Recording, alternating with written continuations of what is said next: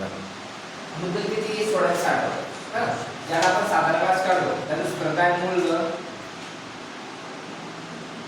गुणला दर गुणला समय भागिले मुद्दल किती 1660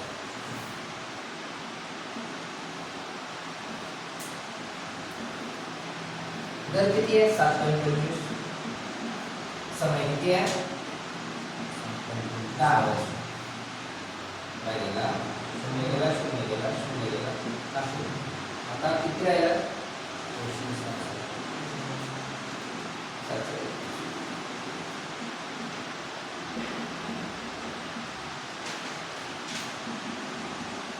यांचा गुणाकार करून नंतर कोणीचा करा आपण डावीकडे सरळ ठीक आहे 5 × 30 5 × 30 33 हातच्याला 3 5 × 5 3 एक संख्येचा गुणाकार 7 × 12 हातच्याला 1 7 × 12 13 हातच्याला 1 1 दोन संख्येचा गुणाकार 2 7 × 42 हातच्याला 4 7 × 42 4 46 हातच्याला 4 7 × 7 4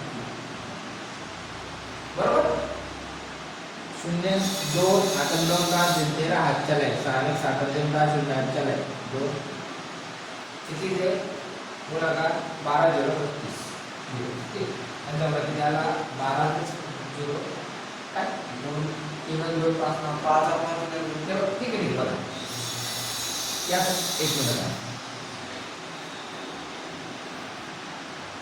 उत्तर गुणाकार बरोबर आहे आता आपण बघा 5 × 30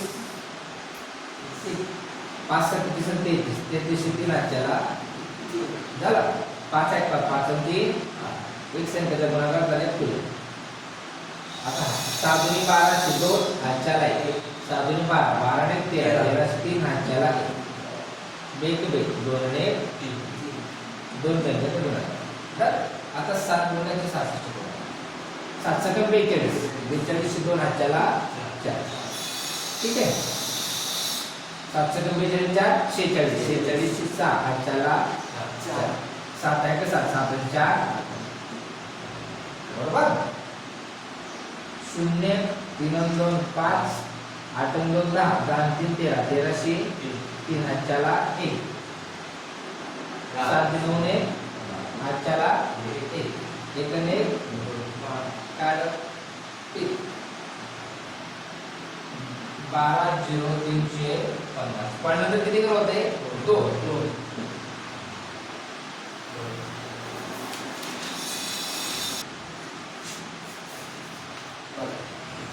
सार्वजनिक बँक में रुपये 315 3115 मुद्दल किती आले मूलधन 3100 जमा किए जिस पर बैंक द्वारा 8% दर कितने साल के लिए 5 साल भागेला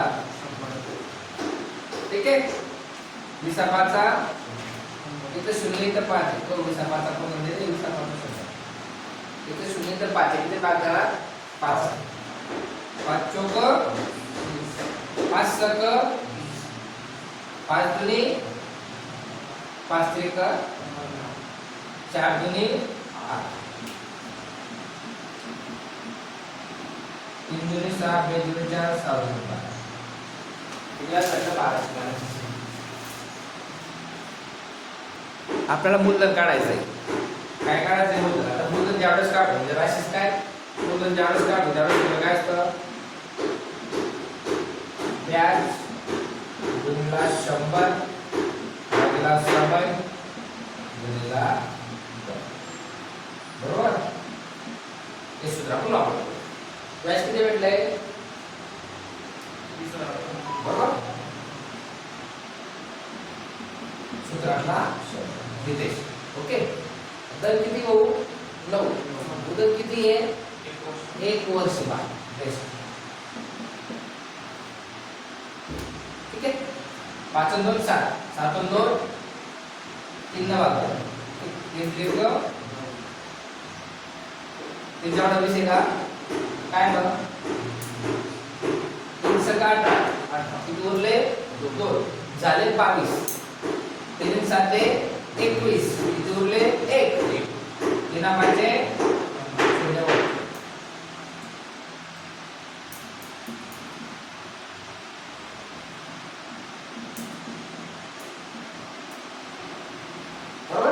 एकचं काय ते नाही का 7 5 12 12 6 18 परत 3 ने भाग करतो 3 दोन्ही 3 पाचे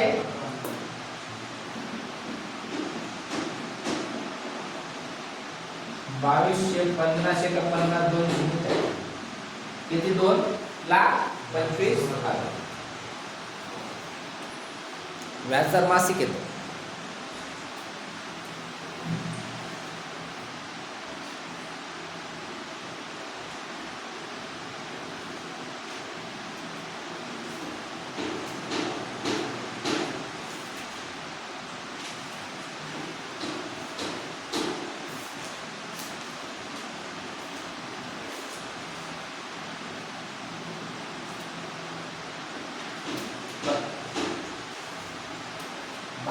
वार्षिक साधन ब्याज की दर पर ₹1500 का मासिक ब्याज अर्जित करने के लिए आवश्यक पूंजी ज्ञात कीजिए. आवश्यक पूंजी म्हणजे आपल्याला परत मूलधन काढायचं. काय काढायचं आहे आता मूलधन म्हणजे काय व्याज गुणिले 100 दर किती 12 मुदत किती मासिक म्हणजे 1/12 काय आपण छेदाला 1 महिना ज्यावेळेस मुदत महिन्यात असते त्यावेळेस इथे आपण छेदाला काय देतो 12 घेतो. ठीक आहे. आता 12 भागिले वरती गुणले व्याज किती 1500 गुणिले 100 हा 12 भागिले वरती गुणला गेला भागिले 12 टक्के गुणला बरोबर समजतंय ना. हा 12 गेला हा 12 गेला 1500 गुणिले किती 15 1 ते 2 शून्य ते 2 शून्य किती आहे 1.5 लाख.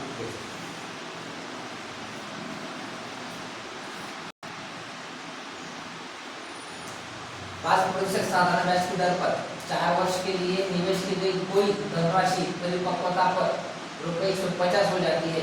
निवेश की गई धनराशि कितनी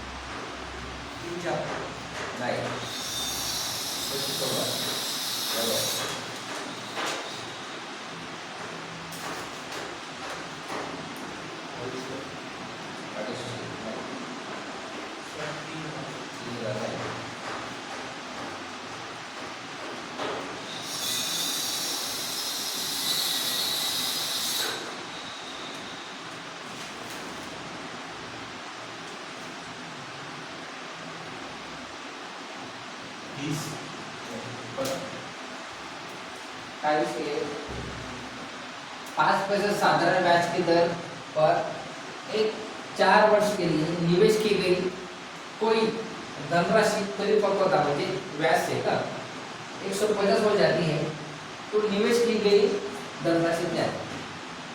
आता ही जी निश्चितन जात म्हणजे व्याज सोबत होतं पण साधारण ब्याज किती म्हणून आता ती धनराशि आपण काय म्हणतो पी म्हणतो आणि साधारण व्याज किती मागो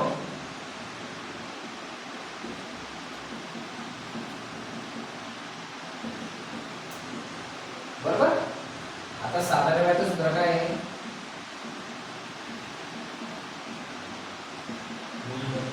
बरोबर बोला मूलधन चला मूलधन गुणिले समय बरोबर पुढे दर बेस्ट छेदाला 100 ग्रेट बरोबर.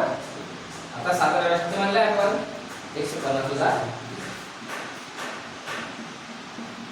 मूलधन किती म्हणलंय की समय किती आहे 4 वर्ष दर किती 5 सूत्रातला ठीक आहे. 25 चौक 100. ठीक. 5 5 25. पी एक पी, हा एक पी, एका एकचा आणि छेद 5 बरोबर 150 होगा. काटा समझे ना. 25 चौक 100, 5 5 25. हा एक आहे एक गुणिले पी किती एक पी.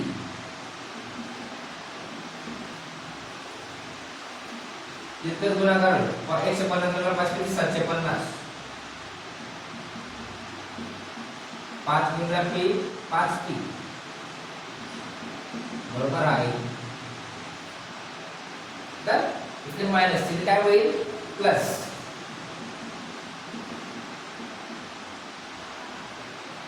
आता 750 भागिले काय 6.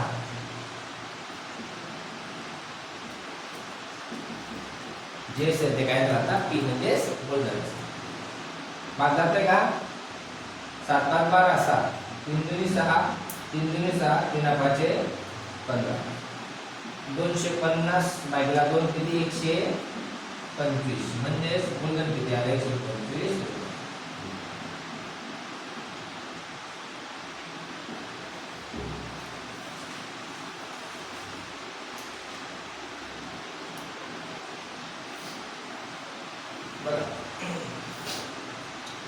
रहीम ने एक निश्चित धनराशि को 3 वर्षों के लिए 5% साधारण ब्याज दर पर निवेश किया.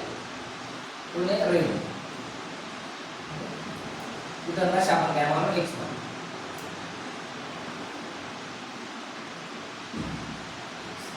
किती ती धनराशि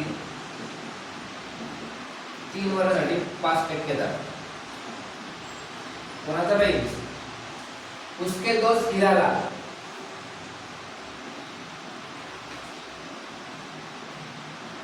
याची धनराशि किती म्हणून आपण परत x मान.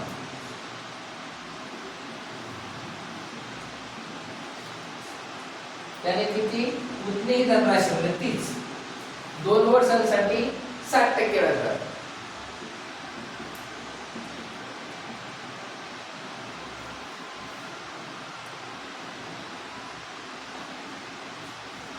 60% दरानं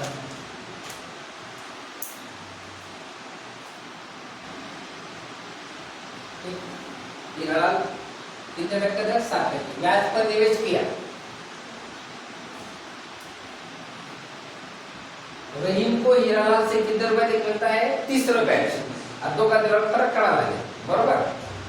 1 गुणला 3 गुणला 5 भागिले 100 वजा x गुणिले 2 गुणिले 7 भागिले 100 किती रुपये असं म्हणताय 30.